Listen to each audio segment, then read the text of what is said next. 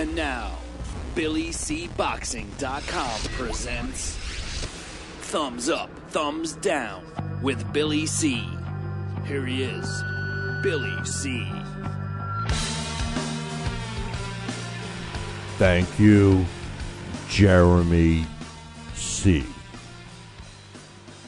We're coming at you from the Billy C studio in Lake George, New York. I'm Bill Calogero, and it's time for BillyCBoxing.com's Professional Boxing's Thumbs Up and Thumbs Down for today, October 24th in the year 2012. Just a reminder, if you don't have Fight Now on your sports channel lineup, you need to call your local television provider and tell them that you want Fight Now right now. It's that simple. Pick up the phone and call. For all the information about the channel, you can find it on their website, www.fightnow.com. Another thing, don't forget about the Talking Boxing with Billy C show. You can check out the replay every day on LDL TV. You can check it out on YouTube. You can watch it on Fight Now. You can watch it on BillyCBoxing.com. You can become a premium podcast subscriber and watch it whenever you want. Don't forget, it's the best show in boxing. 10 years, man. We're the number one show for 10 years. Come on. We're the only daily boxing talk show on TV and radio. So check it out. One thing I wanted to mention, last week on the Talking Boxing with Billy C show, we had a blast from the past that featured James Scott. Now, I don't know if you remember him, but he's a former light heavyweight world-ranked contender. The unique thing about James Scott, he fought in the late 70s, early 80s. The unique thing about him was that he was in jail. He was in one of the badass prisons in the country, in Rahway State Prison in New Jersey. And we used to watch the fights in the late 70s, early 80s of him in jail with the inmates and everything else. And it was kind of an intimidating scene. He was charged with murder and was sentenced to life in jail. Well, the bottom line is he's out on parole. He served like 30 years or something like that, and he's in his 60s right now. We did a blast from the past on him, and I just wanted to give you a heads up. We will be having him on this show. That's right. I can't wait to get James Scott on this show, and he was a great fighter. It's too bad that he ended up in some trouble. He had a couple of good wins against some big-name guys like Eddie Mustafa Muhammad and Muhammad Kwai and all those guys. So definitely make sure you tune in to the show for when he comes on. All right, thumbs up. Thumbs up goes to my man Andy Foster. Who's Andy Foster? Andy Foster is the Georgia State Athletic Commission commissioner. I've said nothing but good things about this guy. I got the opportunity of meeting him a few months ago when we were doing a show on LDL TV in Georgia, and this guy went above and beyond the call of duty when it comes to a boxing commissioner.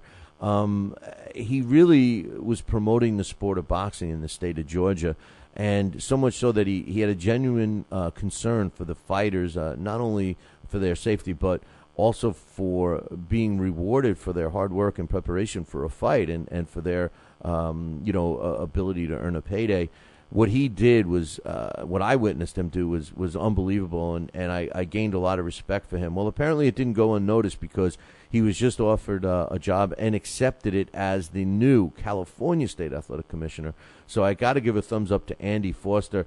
I don't recall anyone else ever having a commissioner's job in one state and actually getting a better opportunity in another. So I think Andy Foster's performance speaks for itself, and I want to give a thumbs up to him. Congratulations to Andy Foster and to the California State Athletic Commission for getting a prize in Andy Foster. Trust me when I tell you, you'll never see that happen in the state of New York because we got a bunch of bozos in our commission. But anyway, Andy Foster, thumbs up, brother. Great job. Also, thumbs up to the Tomas Adamek and Steve USS Cunningham numero dos. I'm also throwing a thumbs up to the main events and NBC Sports, all for the second fight. Why? Because the fight is a great fight. There's no question about it. It's a rematch of a barn burner of a fight, and I'm not expecting anything less than something similar to what we saw the first time around. But what I like even better, and the reason why I'm giving a thumbs up, the first part of that thumbs up goes to the two fighters for getting in the ring. The second part of the thumbs up goes to both Kathy Duva and Main Events and NBC Sports for apparently they decided to put that show on in the afternoon. So we got network television boxing on the afternoon. I mean, that's what boxing, when it was in its heyday, its last heyday in the 80s, we used to get to see Mike Tyson and some great fighters on television on a Saturday afternoon. which was just fantastic. And I think this is a huge breakthrough for the sport of boxing, and I got to give a thumbs up to Main Events and NBC Sports for making it happen. So thumbs up for you guys. And also my last thumbs up goes to Andre Berto and Robert Agos Guerrero. Now I'm giving a thumbs up to Berto and Guerrero for the matchup. I think it's a great fight. I'm really looking forward to it. I think it's going to define both of their careers. Obviously, Robert Agos Guerrero moving up in weight, and this will be his second fight at welterweight. He's been very successful. We all know his story. And then Andre Berto, who was at the top of his game and came crashing down not only by losing in a fight against Victor Ortiz, but then subsequently testing positive for steroids. So both of these guys have a lot to prove, and I got to give them a thumbs up for the fight. However, as we move into the thumbs down category, I want to start off by saying, although I'm giving a thumbs up to Robert Agos Guerrero for fighting Berto, I'm giving him a thumbs down for starting with all this I ain't getting no damn respect crybaby crap. And that's what he's doing. He's standing up in front of the podium yesterday. We're going to be talking about it on tomorrow's show. And he's saying, nobody gives me respect. Blah, blah, blah. Yes, they do. Everybody loves Robert Agos Guerrero. I can't stand fighters that stand up and demand respect. In boxing, like no other sport, you get respect. All you got to do is perform. That's it. You don't need to remind people in front of a mic that you need to get respect. You don't need to cry. You don't need to. If it's a self-motivation tool, then you know what? Look in the mirror and say it. Don't do it in front of a mic. I think it's terrible, and I can't stand Robert Agos Guerrero acting like this because it's not him. He's been on this show many times. I've talked to him. He's one of the nicest guys, one of the most stand-up guys you ever want to meet. Class act in and out of the ring, and for him to be saying stuff like this just doesn't match him. Something's not right. They're advising him to say this, and it's wrong. Thumbs down for talking about the crybaby I get no respect crap. And finally, thumbs down. Yeah, you guessed it, man. We can't have a thumbs down without the WBC getting thumbs down. Today, though, I'm giving them a thumbs down for a couple of reasons. That's right.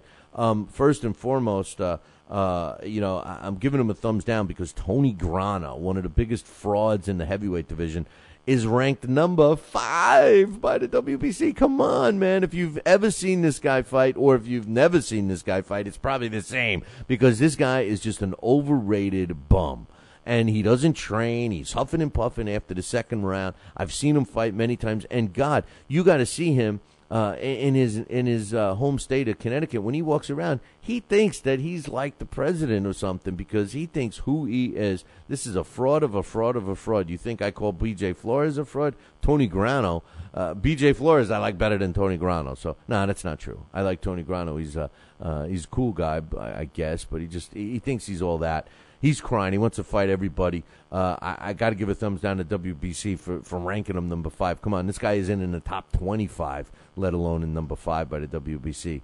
The other thumbs down for the WBC is Jose Sulaiman's latest his ongoing fictional tale, which is called Hook to the Liver. Every time I'm looking for I had a negative day yesterday with some car trouble and everything else. And every time I need a laugh, I need a pick-me-up, I always go to the fictional ongoing tale called Hook to the Liver that Jose Sulaiman does. And in this week's episode, he talks about how the WBC basically has cleaned up the sport of boxing. I mean, it was almost as bad as Al Gore saying that he invented the Internet. I mean, it was along those lines.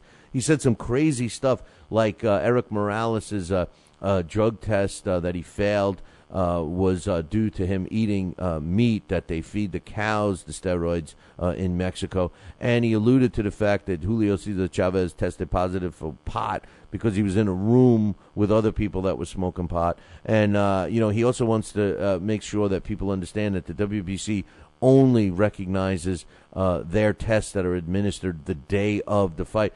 Obviously this guy isn't that smart because if he doesn't understand about the Olympic-style testing, it prevents fighters from being on steroids for a long period of time, and it also prevents them from, getting clean off the steroids before these other tests that the WBC is talking about. There are plenty of fighters that cheat, that are on steroids for, most of their training camp, and then they're off the steroid so that they test clean. That doesn't mean the steroid didn't benefit them. Thumbs down to the WBC once again for showing that they're classless. And you know what? they're not the sport of boxing, and the quicker we get them out of the sport, the better off we'll be. Hey, man, that concludes our thumbs up, thumbs down for today. Make sure you tune in tomorrow. You know what I like to say, right? Ciao, baby.